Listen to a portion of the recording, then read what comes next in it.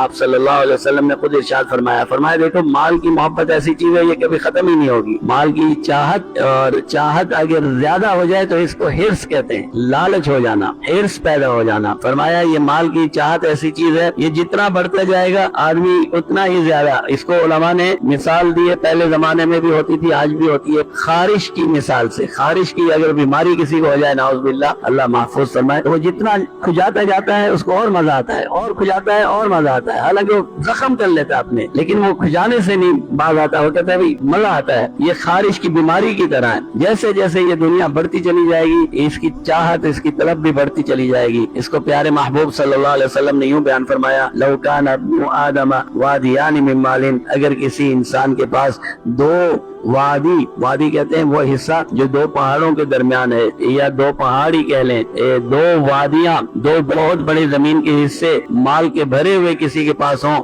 لبتغى ثالثا, تو وہ تیسری وادی بھی چاہتا ہے. وہ چاہتا ہے 3 ہو جائیں, ایک فیکٹری ہے چاہتا ہے 2 ہو جائیں, 2 فیکٹریاں ہیں 3 ہو جائیں, 3 میں 4 ہو جائیں. اور ولا يملأ جوف ابن آدم الا التراب, ایک ہی چیز ہے جو انسان کا پیٹ بھر سکتی ہے, وہ ہے قبر کی مٹی. یہ اس انسان کے لیے اللہ کے نبی نے فرمایا ہے جو ہرس میں مبتلا ہے, جو لالچی ہو گیا ہے, دنیا کی محبت میں پاگل ہو گیا ہے. فرمایا اس پاگل انسان کو کوئی چیز نہیں بچا سکتی, اب قبر کی مٹی ہی اس کا پیٹ بھرے تو بھرے. دنیا میں یہ ایسا ہو گیا ہے کہ ہر وقت اس کی ایک ہی خواہش ہے کہ میرا مال بڑھتا رہے. دیکھیں مال کمانا یہ کوئی عیب نہیں ہے. یہ جو ہم حدیثیں سنتے ہیں تو ہم اس سے سمجھیں کہ جی مال کمانا کوئی عیب ہے. مال کمانا کوئی عیب نہیں ہے, اور رزق حلال تو عبادت ہے, رزق حلال تو عبادت ہے. اور اگر ایک انسان کو اللہ نے یہ صلاحیت اور طاقت دی ہے کہ وہ ایک کے بعد دوسری کے بعد تیسری دکان بنا سکتا ہے, وہ 2 کے بعد تیسری فیکٹری ڈال سکتا ہے, لیکن اس کی نیت یہ ہونی چاہیے کہ میں انسانیت کی خدمت کر رہا ہوں. لوگ آئیں گے, نوکریاں کریں گے, کتنے گھر چلیں گے, میری وجہ سے لوگوں کو فائدہ ہوگا.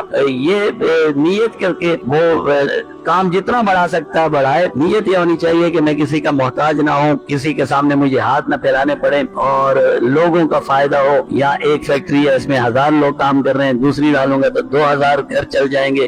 اس نیت سے وہ, اس ارادے سے وہ کام کرتا ہے. اللہ کی نعمتیں ہیں, حاصل کرنی چاہیے جتنی مل جائیں. لیکن یہاں جس مال کی برائی ہو رہی ہے وہ مال ہے جو اللہ کو ناراض کر کے حاصل کیا جائے.